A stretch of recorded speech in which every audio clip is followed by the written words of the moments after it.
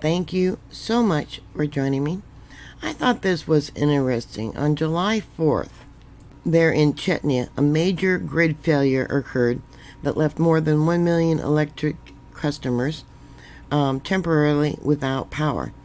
The blackout struck around noon, cutting electricity across parts of Prague, central Bohemia, eastern Bohemia, and the Liberec and Ústí regions. Now, this happened just a few days. Actually, it was on June 30th that the Polish energy group PKN Orlen stopped importing Russian crude oil to its Czech refineries. Chief Executive Iren's Vahera said, marking the end of the company's direct reliance on Russian oil. Vahera said, "We freed Central Europe from Russian oil today." Now, the government of Czechia claims that it was not a cyber attack, but I don't believe in coincidence. 9 substations, a unit at Ledvice power plant, and the Krasicroft substation in East Bohemia were knocked offline. The CPS, the National Transportation System Operator, restored full grid functionality by mid-afternoon, and tens of thousands remained without electricity into the evening. In Prague, which is the capital of Czech, southern, eastern, and northern areas lost electricity, crippling public transportation and leaving residents without power. Factories closed. Hundreds of ATMs failed, and stores and restaurants had to shut down.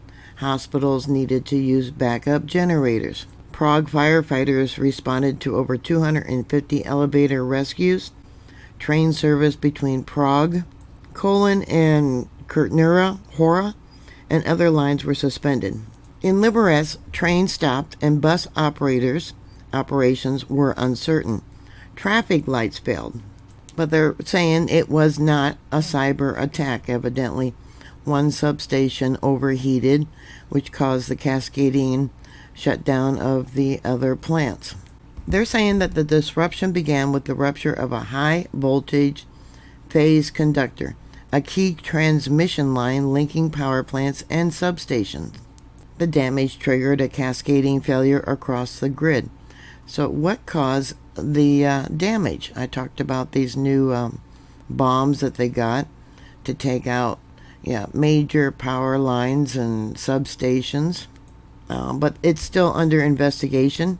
They think maybe it was heat-related stress and equipment failure, among other possibilities. So this phase conductor that failed, it's on a 45-kilometer high-voltage line, or about 28 miles. It's in the northwest of the country. And it also knocked offline a 660-megawatt Ledvice coal-fired power plant operated by CEZ.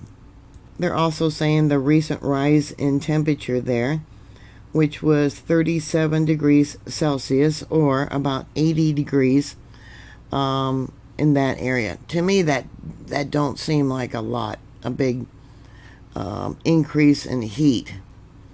Do you guys over there have a lot of air conditioners? They also said that the affected line is part of an aging grid that's slated for modernization by 2028 to double its capacity. So the failure led to a partial island operation mode, is what they're calling it, when parts of the northern and eastern grid disconnected from the national system, rendering them inoperable, and it caused a 30% drop in grid load, and then the widespread blackouts occurred.